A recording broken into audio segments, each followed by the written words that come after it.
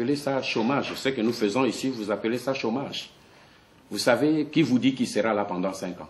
C'est ça, vous avez la vision défaitiste qui sera là pendant 5 ans. Mais notre devise à la Pareco est que ce combat n'a qu'une date, la victoire, et n'aura pas de répit. Et cette victoire, je vous dis, elle peut surprendre à tout moment. Voici ma réponse. Alors, je pose peut-être la dernière question avant de céder à ma collègue.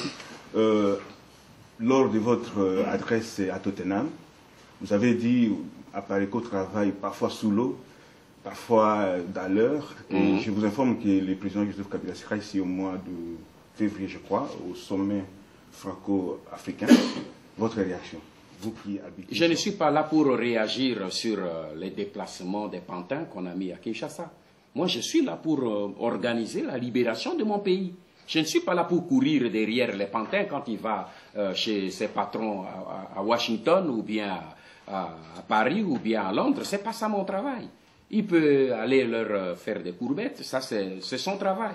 Mais moi, mon travail avec les patriotes au sein de la Pareco, c'est de travailler pour libérer ce pays. Et je vous donne la promesse que ce pays sera libéré.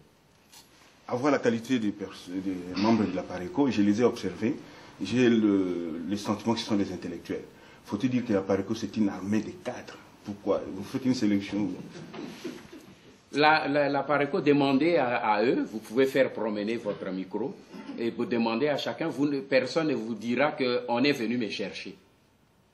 Vous devriez plutôt être fiers de constater qu'au moment où nous assistons dans notre pays à la déliquescence du niveau de l'intellectuel congolais, qu'on réduit aujourd'hui à la servilité uniquement à cause de l'argent, vous avez encore des jeunes, et vous remarquez que beaucoup sont des jeunes, qui sont encore debout, fiers, et dire, nous mettons notre cerveau, notre cœur et notre énergie à la disposition de notre peuple pour le sauver. N'est-ce pas un motif de fierté, ça?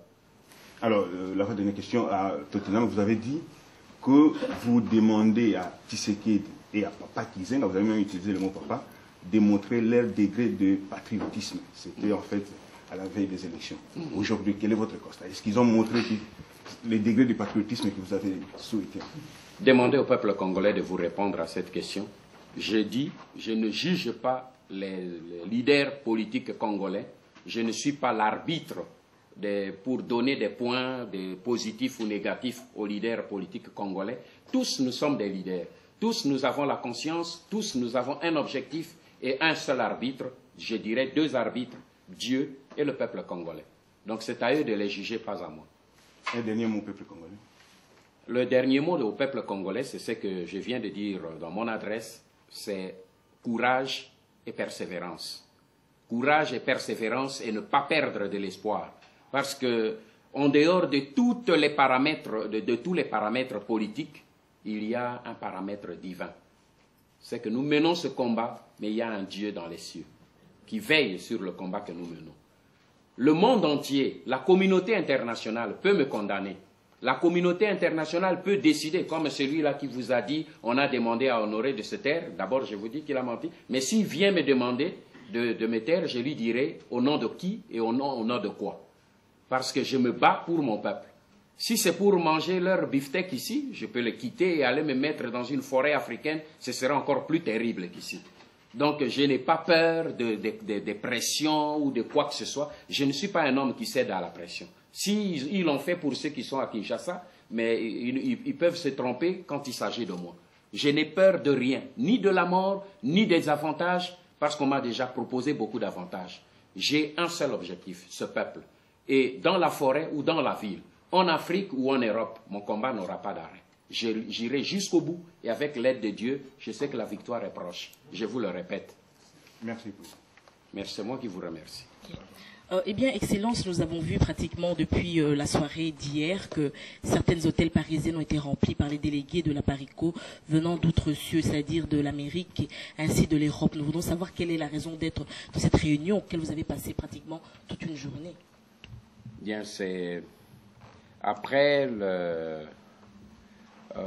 la grande déception du peuple congolais au résultat final de ces élections que nous avons dénoncées dès le début comme étant une mascarade qui était prévue depuis belle lurette, le peuple qui a été déçu tourne aujourd'hui les yeux vers nous.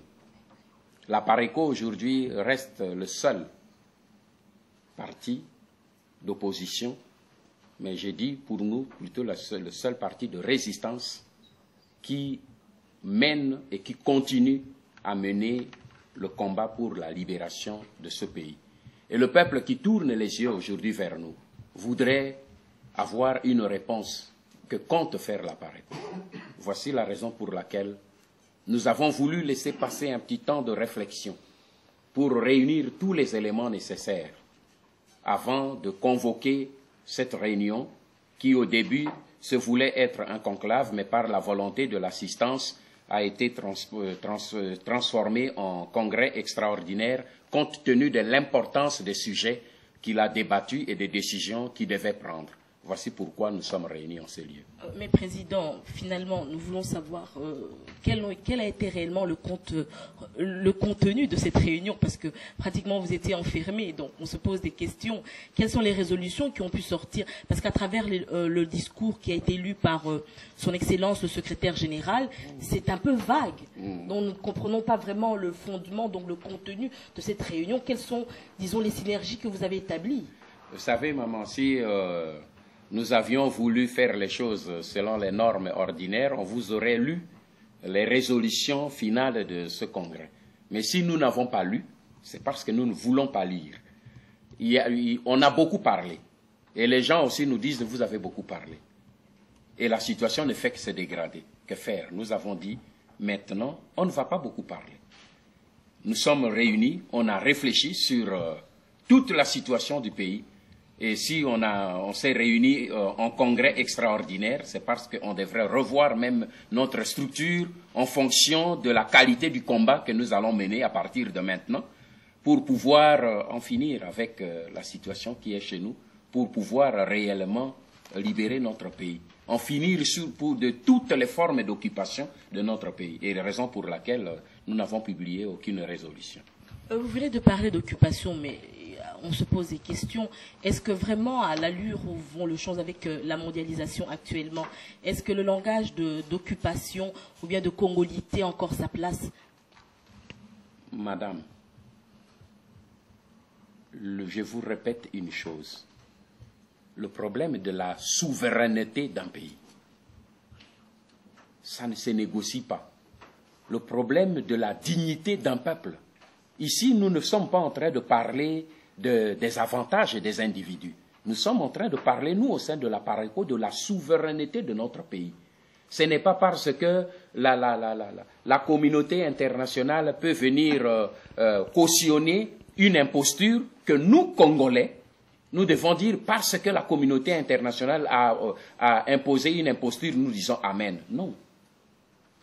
Rappelez-vous qu'en 1960, la même communauté internationale nous a joué le même tour avec Lumumba. Et nous en avons payé le prix pendant des dizaines d'années, parce que nous avons laissé faire la communauté internationale. Devons-nous adopter la même attitude 45 ans après, au moment où nous disposons des mêmes expériences? Aujourd'hui, si vous allez dans le site de la PARECO, vous pouvez voir des monstruosités qu'aujourd'hui on reconnaît publiquement sur l'assassinat de Lumumba, mais personne ne les dérange. Ils sont à l'aise, parce que c'est la communauté internationale.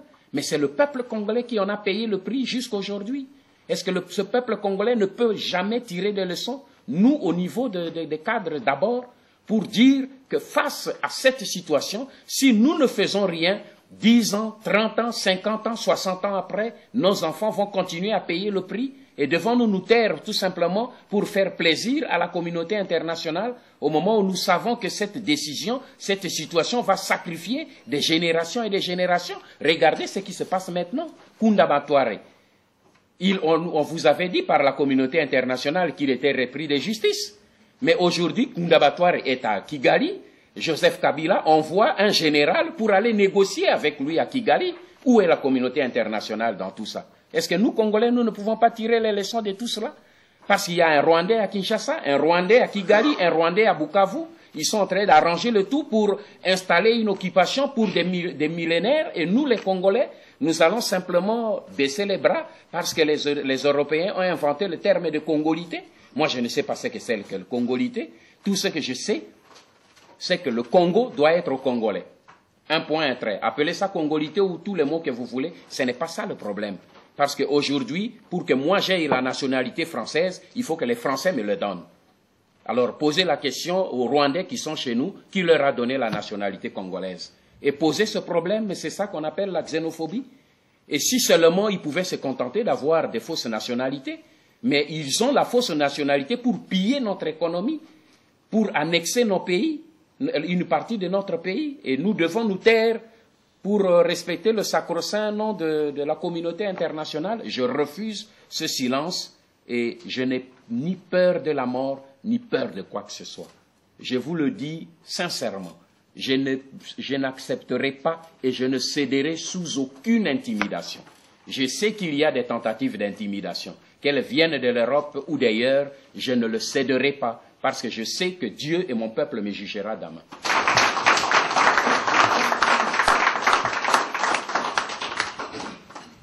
Excellence, il est vrai que c'est vrai que le peuple congolais quand même a assez payé le prix, mais ce n'est pas un secret de polichinelle. Vous savez qu'actuellement dans les pays tiers-mondistes ou bien en voie de développement, c'est pratiquement l'opinion internationale qui mène le zèle. Regardez, il y a des gens qui se battent pour passer à la cour, à la Maison Blanche, pour aller voir le président de la République en la personne de George Bush. Mais le président de la République démocratique du Congo actuellement a eu l'opportunité de le voir. Donc vous voyez bien qu'il est bien cajolé par l'opinion internationale et il est bien protégé. Alors vous croyez que la PARECO va faire changer cette chose-là? Croyez-vous à la force du combat d'un peuple? J'y crois. Si vous croyez à la force du combat d'un peuple, lisez l'histoire. Aucune armée au monde, aucune puissance au monde n'a su résister au peuple. Notre combat, nous ne le menons pas seul. La PARECO, son combat, c'est le combat du peuple congolais. Ce n'est pas le combat des intellectuels gardés dans une chambre climatisée. C'est le combat du peuple congolais. Notre combat, quand nous l'avions commencé au début, maman, vous avez marché avec nous depuis le début, vous avez suivi notre combat. Il y a eu des gens à Kinshasa qui disaient, bon, Nganda s'est enfermé avec quelques gens pour rêver à Kinshasa. Mais aujourd'hui, allez leur poser la question s'ils peuvent le dire. Le peuple congolais a entendu le discours de la PARECO. Le peuple congolais demande aujourd'hui à la PARECO que devons-nous faire. Nous avons le peuple avec nous. Le peuple congolais, nous le tiendrons debout. Et je vais vous dire une chose, maman. Ce pouvoir qui est là, que les puissances extérieures, la communauté internationale a placé, ce pouvoir ne repose que sur le mensonge, sur la corruption, sur l'imposture et sur le vol. Et ce sont là les ingrédients qui constituent une bombe qui va exploser entre leurs mains dans les jours qui viennent. Et le peuple qui reste éveillé et que nous maintiendrons éveillé, ce peuple qui veille et qui est déterminé à aller jusqu'au bout pour sa souveraineté, ce peuple, ma sœur, croyez-moi, communauté internationale ou pas, Washington ou pas Washington, ils peuvent déployer toutes les armées du monde, mais ils ne vaincront pas la volonté d'un peuple. Vous pouvez me croire. Excellence, vous êtes quelqu'un, disons, d'assez chevronné dans la politique. Prenons l'exemple de la personne qui est passée à la présidence, la magistrature suprême, que je respecte et j'honore en tant que président de la République en RDC. Prenons l'exemple aussi de Jean-Pierre Mbemba, qui, disons, je peux le dire, sont des novices en politique. S'ils sont arrivés aujourd'hui à la place où ils sont, c'est parce que c'est la faute des chevronnés comme vous qui les ont laissés passer. Nous prenons votre exemple, prenons l'exemple du président de l'UDPS. Vous êtes censé maîtriser la politique internationale. Vous connaissez pratiquement toutes les chancelleries. Vous avez un carnet d'adresses immense. Pourquoi les avez-vous laissés arriver là où ils sont aujourd'hui, Excellence? Vous parliez comme si... Vous faites une confusion dans votre question, parce que vous parliez comme si ces gens étaient des leaders. Je parle plus des imposteurs qui sont au pouvoir aujourd'hui, comme si celui qui était là, et parlons de Joseph Kabila, c'est comme si c'était un leader qui est venu et qui a créé un parti politique et qui a eu des hommes derrière lui et qu'à la fin on l'a laissé passer. Vous le savez aussi bien. Il y a quelques années, ce bonhomme est arrivé là avec des bottes de jardinier dans notre pays. Qui ont fait de lui ce qu'il est? Ce sont les gens qui ont lisé mon livre. Tout est lié dans ma démarche. Ce sont les mêmes personnes qui ont conçu l'occupation de notre pays, qui ont inventé ce bonhomme, qui est là. Et ce sont les mêmes personnes qui ont mis toute la machine pour le maintenir là où il est. Ce n'est pas l'affaire de quelqu'un qu'on a laissé installer. Vous parlez des carnets d'adresse, mais c'est la carnet d'adresse des hommes qui l'ont amené au pouvoir. J'ai les carnets d'adresse des gens qui l'ont amené au pouvoir. Je n'ai pas à demander la clémence des gens qui pillent mon pays pour qu'ils ne pillent pas mon pays. Ils ont décidé de piller mon pays et de placer un pilleur. Mon rôle aujourd'hui est de réveiller le peuple congolais, qui est une seule armée capable aujourd'hui d'opposer une résistance de plusieurs temps qu'il faudra pour faire écrouler le système. Et croyez-moi, mon seul combat, ce n'est pas au niveau des chancelleries occidentales. Ce ne sont pas les chancelleries occidentales qui libéreront le pays, le Congo. C'est le peuple congolais qui libérera le Congo. Je m'appuie sur le peuple congolais parce que sur les chancelleries occidentales, ils vont me faire le même chantage qu'ils font au petit qui est là. Il est là, mais il est l'objet du chantage. Il ne pourra faire que ce qu'on lui demande de faire.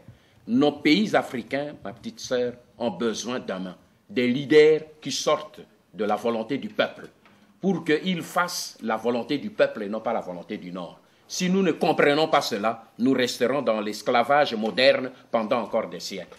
Excellence, disons, ces derniers temps, nous avons eu l'opportunité de nous déplacer assez souvent. Le peuple, disons, vous avez raison, parmi la diaspora congolaise, beaucoup de gens comptent sur vous. Mais beaucoup disent que, mine de rien, vous ne faites rien.